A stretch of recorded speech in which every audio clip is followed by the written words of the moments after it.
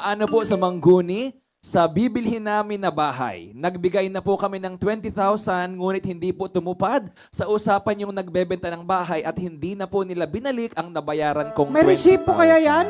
Dapat po may resibo yan. Oo. O kayong basta lang, kahit may parole evidence, no, kahit walang, kailangan may pirmahan. Oh. Para mabawi nila. Mas maganda nga kung BIR receipt yan eh. Para alam niyo talagang ano yan. Hindi na po pwede ngayon tiwa-tiwala. Tiwala. Sa babae man, nagtiwala ka. Niloko ka lang, tinakbuhan ka na. Kaya nga may maraming action for support ngayon eh.